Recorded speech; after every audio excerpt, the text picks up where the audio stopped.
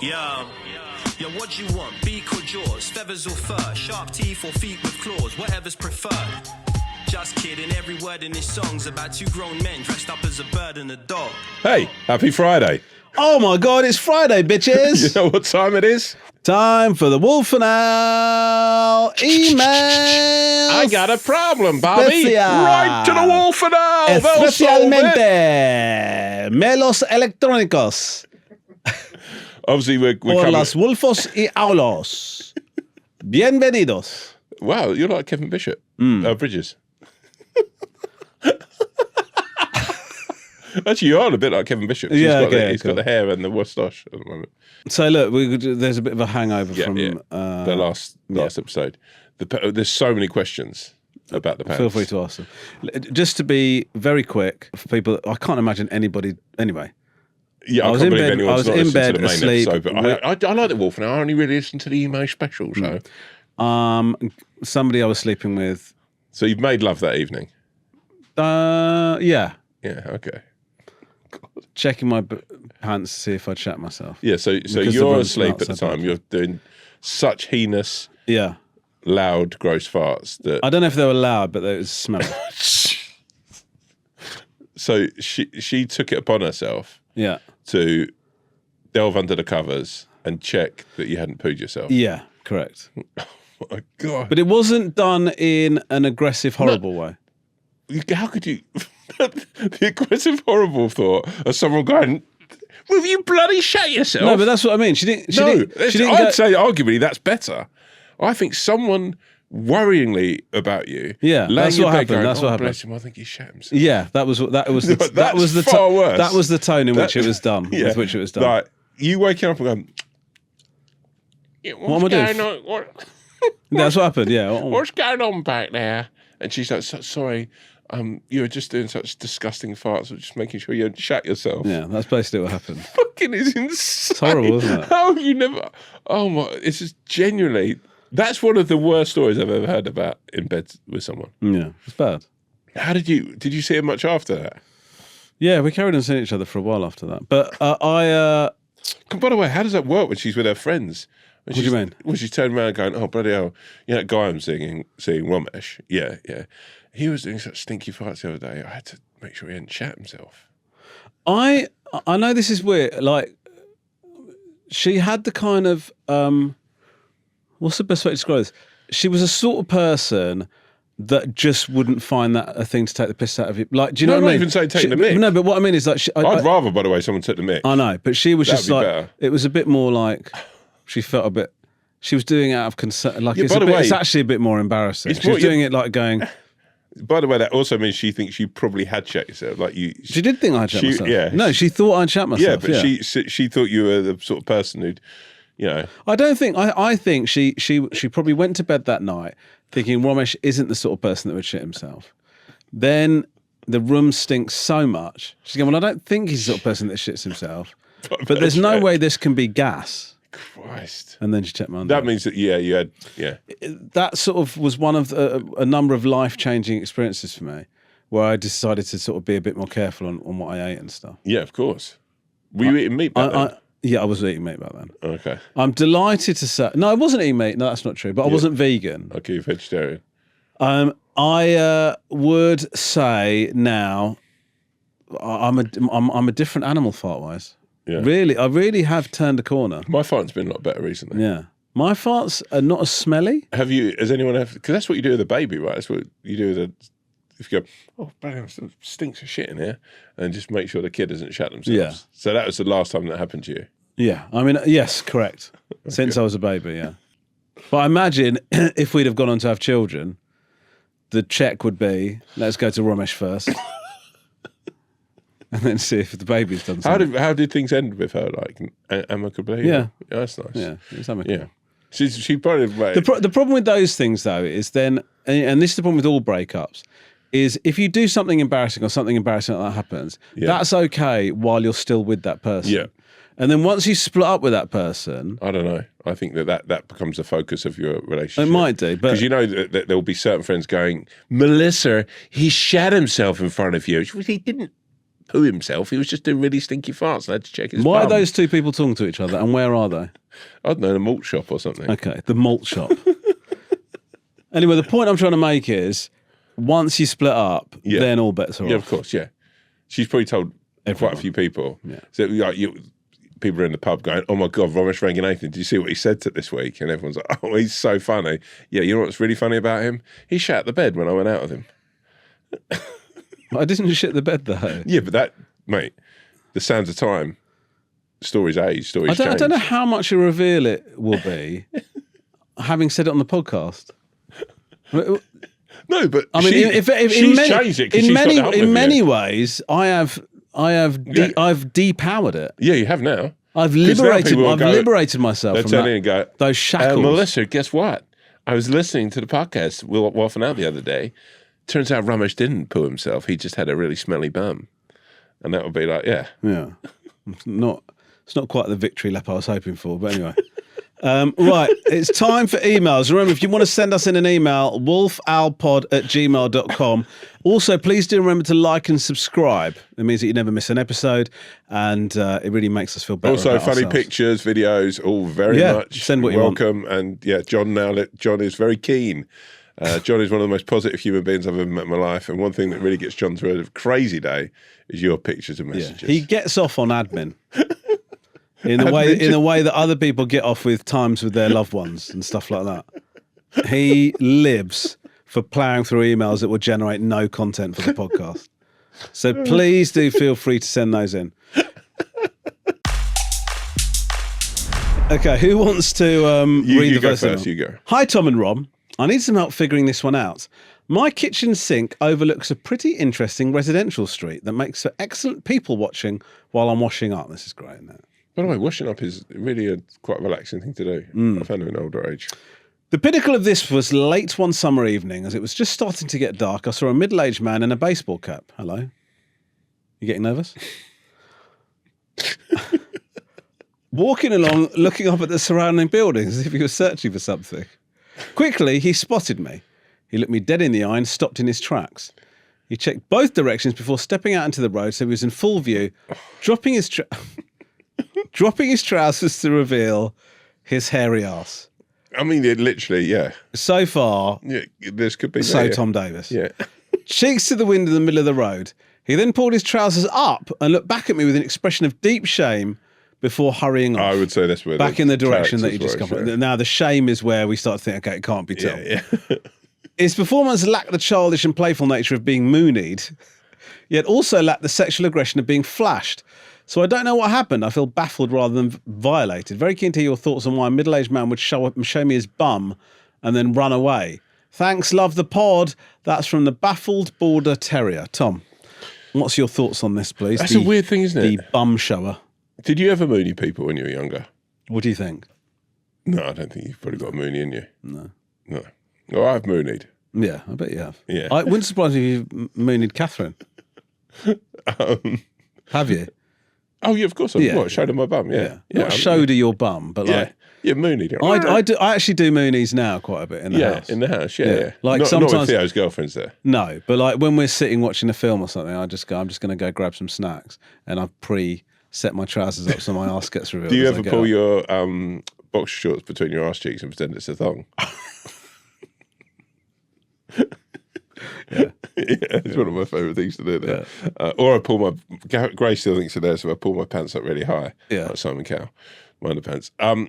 But mooning, because what's mad is mooning was all when we were younger was seen as a sort of almost like this is before consoles and fucking like mobile phones was a way of sort of like.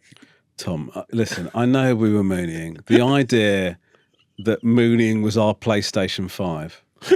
It's such a fucking insane connection to make. There was less stuff going on. So you go, oh, you hear about Darren Clark moonied so-and-so the other day. Yeah. Yeah, and that would become Yeah, like gossip. mooning was a thing. Yeah. It was big. Yeah, but this doesn't feel like because mooning was always like done, I think, with an infectiously silly. Yeah, but now I look at it and go, oh, essentially it is maybe flashing. Do you know what I mean? Yeah. I think it is flashing, but I don't think it's a sexual thing. No. If we break this down bit by bit. But also, was that guy just down the back alley looking for down the I don't street? think it was looking a back alley. He was walking down the street. Is someone to moony at? That's what I think. I actually think that is what happened. I think this guy was looking for somebody to be his audience. Yeah. Spotted somebody, decided to moony them, and then felt the shame of that happening. And that was the kick they were looking for. I think my impression is they were looking for the shame. Yeah. Because a dopamine hit. Of just like I've done this horrible thing to this person. It's just, it's a bizarre thing. I mean, would you get in touch with Neighbourhood Watch about that? Is Neighbourhood Watch still a thing? Yeah. I mean, it is in your affluent areas. I don't think it is where I live. Oh, Jesus Christ! But this guy, I've not with heard. his castle. I have not heard. Up on Mount Crawley. I have. You can see your house flying into Gatwick. It's insane. I have not. Just you mooneying up at the planes. I have not heard Neighbourhood Watch mentioned in a long time. No, I think it's still a bit of a thing. Yeah. Yeah. I think it's... Look, but what I'm saying is, would you... Because, look, by the looks of things, this Sweet Sweet Soul was taking it in their stride. It's a bit strange. It's a bit weird. But well, it's a bit strange. If you did that to... Children. Yeah. Children or an old person who wasn't ready to see. And some... whenever you experience something that you think's this person... we're sort of laughing about it, but actually for someone else, this might be like... Oh, yeah, it could be quite triggering. Horrible. Especially a hairy ass. I don't think the police are going to do anything. Have you got a hairy ass? I don't know. I was about to say I don't know what you mean by hairy. Do you mean disproportionately hairy based? Yeah. What have you got? No, not particularly. The crack. It's in keeping with the surrounding areas. I haven't examined the exact hair levels inside my crack, so I couldn't tell you that. You'd have to ask that girl I was sleeping with. Jesus, she's probably got the best for you. The torch. Well, then my crack has been on Sky, obviously. Yeah. Because I did the butthole sunning. Yeah. So Cliff, I don't think your bum when I've seen it's that hairy. No, but they pixelated it. But Cliff, the camera op, he was close. His job was to close up on my gooch. Right. So I would say he's probably the person in the world that knows that area of me the best. Yeah. That and the girl who thought you pooed your pants. Yeah. I think what I'd do is probably just keep an eye out. By the way, this sounds like an incredible neighbour to have. Someone who's got an eye on what's going on in the street at all times. You a people watcher? Yeah, I would say I am. I don't actively go out my way to do it. If I'm sat at a bar, when you sit outside to have a pint or something like that. Okay. Sat at a bar is different. Yeah. No, when you're sat in you're a guy on your own sat at a bar watching people. But when you're like sat outside or something, or you're in a park or whatever. Yeah. You sort of take. Why are you sitting in a park watching people? Well, like sometimes, like I don't know. We'll go down. The kids are playing football, and then Lisa and I'll be sat on a bench having a drink. You don't just go to the park on your own. Just no. I mean, I certainly wouldn't admit now if I was the way you've made it fucking sound.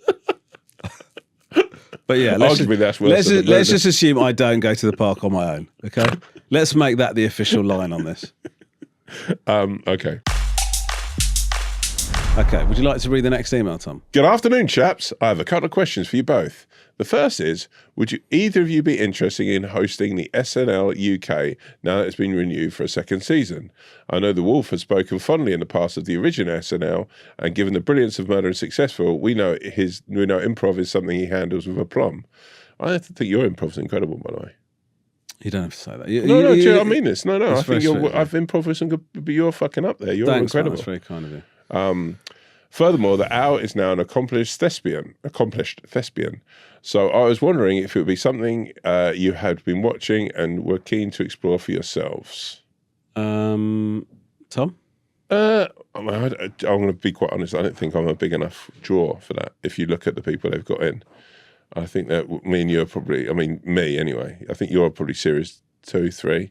I'm series 6 when they've exhausted every other avenue.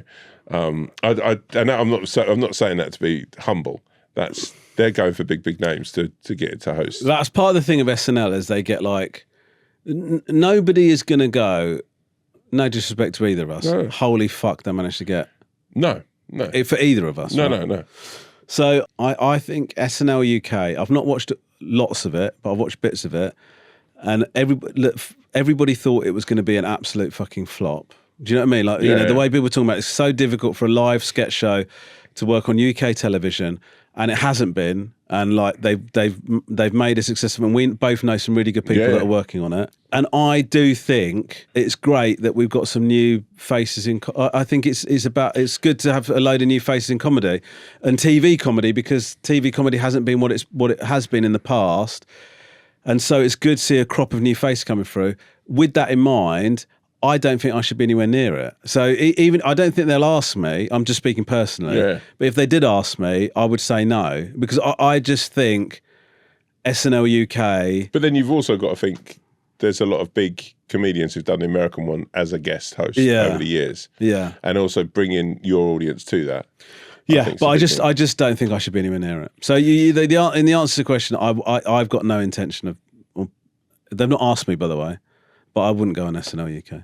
Yeah, I just don't think. I think that the names they're going to go for are big names. We're sort of in the middle, right? Like, so it's like they want to get like people that are like, holy fuck. Yeah, and that's what it needs. You need to get those people that people get excited by. Yeah, but then I think I agree with you. I think that it's nice that there's been a launch pad for up and coming acts. We know quite a few of them. I would like to see maybe a few more left field choices. So I hope that there's opportunity. You're talking about economic diversity, aren't you?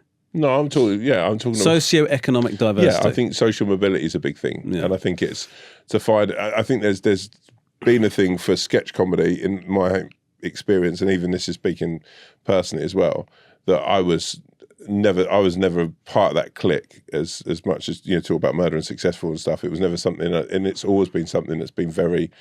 And this is no smear on SNL. I think it's brilliant. I think everyone in it's incredible. I enjoy the show. Really talented. But I do think there's a slight.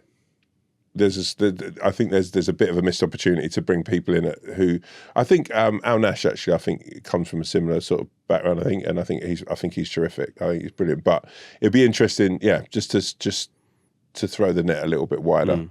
But I think and I applaud what they're doing. I think the fact that it's what you realise is quite how limited the opportunities are for people coming into the industry now, and I think that's not just, by the way, that's not just the people that we see on the screen. It's the writers, young producers, people coming through, camera ops, people who are putting together. Well, I think all the sketches on there are incredibly put together. Yeah, brilliantly. The sketch I really liked was the Traitors Lobster. sketch. That was so good. Yeah, it's really fun. And Jack Shepp is.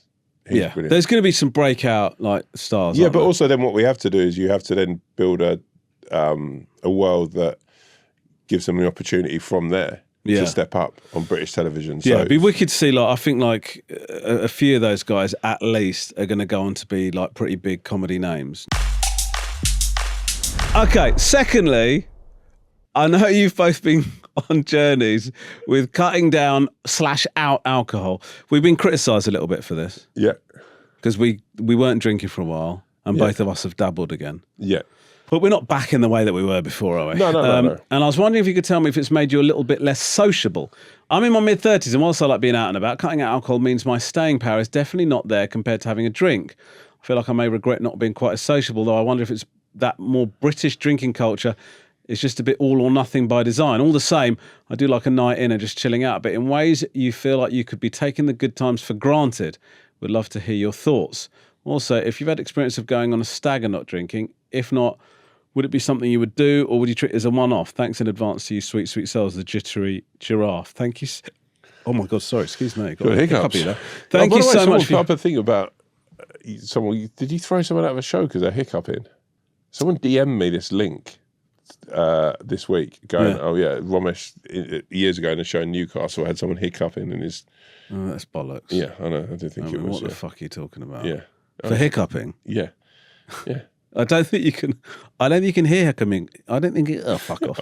Anyway, do you want to answer this? By the way, can I say, going back to the last episode, as someone who's very silky smooth and a law evidence giving faction, you completely crumbled then. I know, it's so it's so embarrassing when you think of a point and then your mouth can't do it. Yeah, it's horrible. Yeah. I mean, anyone who's been listening to this podcast over the last fucking 6 years will realise. Okay, go on. Firstly, I suppose. So if we can be getting stick for drinking again? Not getting stick for drinking. There's an argument that we were slightly sanctimonious about the fact that we'd stopped drinking. Yeah. And now we've both. Well, We're around the wagon. What is it? I think, but the truth Are we on the is wagon or off the wagon? Neither of us have held ourselves out to be perfect human beings. No. We're both, my thing was I was just... I'm aspiring to be a flawed human being. Yeah. Are you doing it? That's a target for me. Yeah, you're doing okay. Yeah. Like, my thing was kind of actually what this email's about, was sociably, I find... So I sort of like will give or take if I do it. And that I've got that bit, I think, under control. I might be wrong with this, and and this might be sort of like a. But I do think now where I've gone, actually, you know what, I've got a bit of a handle on it. Well, I went out. Me and Catherine had a lovely night out the other night. A few cocktails, lovely evening. And I think I haven't done that really. We've not been doing that in the last couple of years. I think it's a nice way of going out and relaxing. But I'm not looking at it now going out to watch an England game and having like 19 pints of lager, which is what I do before. I'm just now, I think there's a bit of this is what I want to do when it comes to drinking. Personally, I don't think I could think of anything worse than going on a stag and not drinking, just on the basis of the company of being around, 10 to 20 other lads who are all drinking and you're not. That would be a long fucking weekend. But yeah, I think you've got to take it as, I think everyone's different. I think like I never set out to. I could have quite happily never drunk again. It was just a choice I made on. I'm gonna have a drink or a couple of drinks here, but you've got to take you've got to read yourself and go, okay, this is how I feel. I mean, how do you feel about it now? How long did you do not drinking? 8 months, I think, something like that. Yeah. But I'm not drinking very much now. Like I'm probably. Like, to give you an idea, I've not been drunk since I've started drinking. No, again. I've not really been drunk. So it's not like I've not had any sessions. So I've had a beer here and like a wine there. But I still, despite the fact that I've gone back to it, I'm still really not comfortable, to be honest, with being drunk publicly. And I don't know if that's like a... because I could be recognised thing, or just the being out of control in a public area. I don't like it particularly. No. So now I feel like my sweet spot might be what you were talking about, which is like, for example, I would have a drink with good friends. So if I would have a drink with you, there's certain other people I'd have a drink with. If I'm in a group of people that I don't really know as well, I would probably. I probably don't think I would. I just don't feel comfortable. So Lisa I would drink with. Yeah. But that's because I feel like I'm not being looked after, but it's a safe space, I guess. Do you know what I mean? Yeah, but I feel like that. If I was, me and you would go out and have a couple of drinks.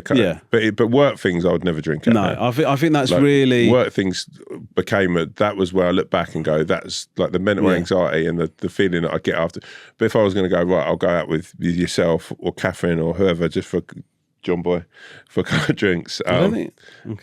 John would be a great guy to go drinking. He would be a great guy. Can I tell you, if you got a secret, this guy, great secret keeper. How do you know? I just think he's got a secret. Well, I think John would never let you down. I genuinely think if you're in the trenches, you'd be going, oh fucking hell! Like, I don't think are you telling people secrets in the trenches? Yeah, well, because you go. Oh, by the way, if I die, don't tell anyone. I'm not very good at shooting. I've never used a gun before. I didn't go to any of the training classes. I was out at the pub drinking. That's why I stopped drinking. I'm actually a spy. That would be a great fucking beginning to a movie. We're about to go over. Yeah. By the way, you should probably know this. I'm a fucking spy. I'm going to kill all of you. I never thought it would come to this. Yeah, shh. Mum's the word. You swore down. Anyone, You pinky swore. Yeah, but I think you've got to find your own way with it. I did. That is one thing I struggled with. I realised actually, and I kind of, because I demonised drink a lot to stop drinking. I made it like evil. Same. And then what I then did is also I stopped seeing certain people. And some people were very negatives in my life, but actually going out and hanging out with people I liked, I would not go just because I was like, I'm not drinking, so I don't want to be around that. So I don't think I ever probably got. I went to events. I went to like boxing and drink and whatever, but I wouldn't be able to just pop to the pub and meet some mates necessarily, and always just feel. I think what they're saying, after a certain time, I could go for the early part of the evening quite happily, but once a certain time where everyone else was getting a bit lively, I'd feel quite not vulnerable is the wrong word. I'd be like, oh, I'm sober. Everyone else is, their night's going in a different direction from mine. I don't think I ever really, but and now I don't really ever feel I don't feel that I'll ever be something I do again.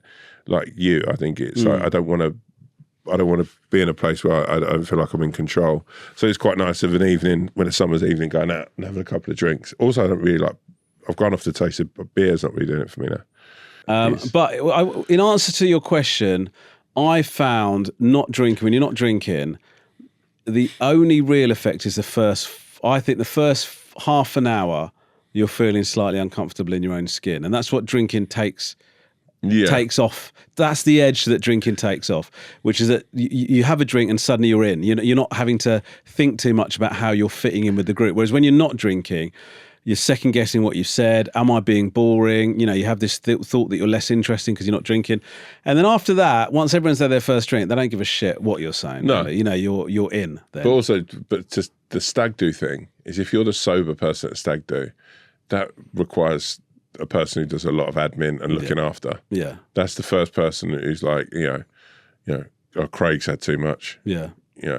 You're sober, take Craig home, and you get back and it's, There's someone who's an admin lover. And speaking of admin, John absolutely loves it as well. wolfowlpod@gmail.com.